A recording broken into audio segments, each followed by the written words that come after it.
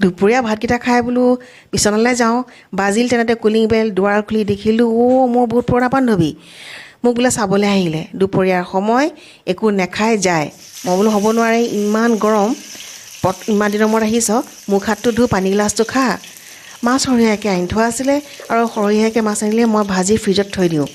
আজি ৰাতিপুৱাই আনিছিল বাৰু গতিকে মই তাৰে দুপিচ মাছ উলিয়াই ল'লোঁ সৰিয়হ তেল অকণমান গৰম কৰি ইলুটিকৈ ভাজি দিলোঁ ভজা মাছেই কিন্তু ফ্ৰিজত থোৱাৰ কাৰণে অকণমান ভাজি ল'লোঁ আনহাতে কেটলিত আছিল গৰম পানী গতিকে মই ভালকৈ চাউলকেইটা ধুই তাত দুটা আলু দি ভাতখিনি হ'বলৈ দিছোঁ এতিয়া মই মাছখিনি বনাম আৰু মাছখিনি মই কেনেকৈ বনাওঁ আপোনালোকে চাব কাৰণ বান্ধৱীয়ে একেবাৰে সময় নাই বিলাহী কাটি বিলাহী সিজালৈকে তেওঁৰ কিন্তু ৰ'বলৈ সময় নাই টেঙা খাই ভাল লাগে ইমান গৰমত আৰু বিলাহী মাছটো জানি আমাৰ অসমীয়া কিমান প্ৰিয় মই কৰিলোঁ এটা বেলেগ বুদ্ধি আৰু এনেকুৱা টেষ্টি হ'ল নহয়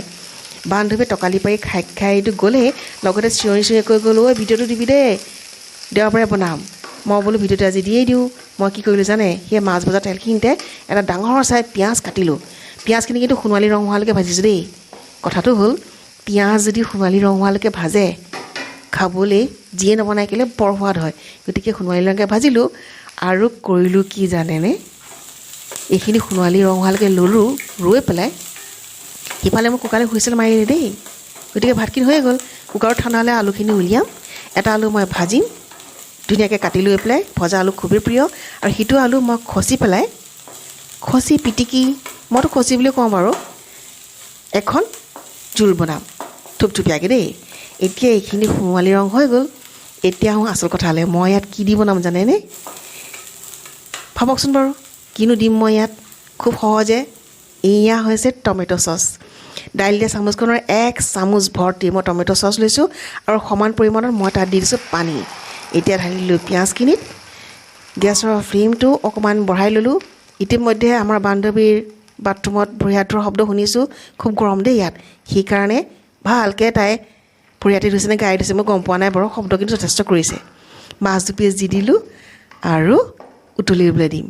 দেখিলেনে কিমান সহজ নিমখ মছলা একো দিব নালাগে আৰু টমেট' চচত পানী ঢলা কাৰণটো হ'ল যদিহে টমেট' চচত চিধাই মাছ দি দিওঁ ন খাবলৈ কাৰা টাইপৰ হয় আৰু মুঠেই ভাল নালাগে কিন্তু এনেকৈ বনালে গম নাপায় মই আগতে কিবাবোৰ খাইছোঁ কিন্তু আজিলৈকে কোনো আলহীক খোৱা নাই খাবলৈ দিয়াও নাই ভালকৈ উতলিব দিছোঁ অকণমান শুহি যাওক বৰ পনীয়া হ'লে ভাল নালাগিব আৰু এয়া দেখিছেনে ইমান লৰাবলগীয়া কোনো কাৰণ নাই কিন্তু মই মানে টেনশ্যনতে এই দৌৰাদৌৰিকৈ এইবোৰ ইমান লৰাইছোঁ ভাগ্য ভাল মাছখিনি ভাগি যোৱা নাই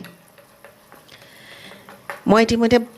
ভাত আলু ভাজি আৰু আলু তৰকাৰীখন তাইক টেবুলত দি থৈ আহিছোঁ তাই যিটো মাছ খাই খুবেই ভাল পায় গতিকে এইটো হ'ব তাইৰ কাৰণে ছাৰপ্ৰাইজ আৰু আপোনালোকে বাৰু বনাই চাবচোন কেনে লাগে মোক জনাব খুব সহজে খুব সোনকালে হয় আৰু যদি ফ্ৰিজত ভজা মাছ আছে এতিয়াই গৈ পেলাই বনাই চাওক গেছৰ ফ্লেম কৰিলোঁ অফ আৰু এতিয়া মই এটা বাতিত সজাওঁ আৰু তাইক দিম যদি ভিডিঅ'টো চাই ভাল পায়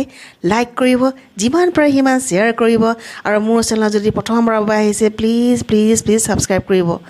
আৰু ইয়াত মই সজালোঁ এতিয়া মাছখিনি আৰু ইয়াত ভিডিঅ'ৰ ওপৰত বাকী দিম মই গ্ৰেভিখিনি দেখিবলৈ কেনেকুৱা ধুনীয়া আৰু লোভনীয় হৈছে জিভাৰ পানী আহিছেনে কি বিলাহী মাছ খাব এনেকৈ বনাই যদি খায় নহয় বিলাহী মাছ পাহৰিয়ে যাব কেনেকুৱা সোৱাদ লাগিছে না খাবলৈ মানে কি ক'ম মোৰ বান্ধৱীয়ে টকালি পাৰি কৈ গৈছে আৰু একদম মানে তাই আচৰিত ইমান সোনকালে মই মাছখিনি কেনেকৈ বনালোঁ গোন্ধ নোহোৱাকৈ মেজিক আজিলৈ আহিছোঁ ভালে থাকক সুস্থ থাকক বনাওক খাওক আৰু খুৱাওক উন্নতি পৰিমাণে লগ পাম এটা নতুন ৰেচিপিৰ সৈতে আৰু প্লিজ আকৌ অনুৰোধ কৰিছোঁ যদিহে মোৰ চেনেললৈ প্ৰথম আহিছে প্ৰথমবাৰ চাইছে প্লিজ ছাবস্ক্ৰাইব কৰিব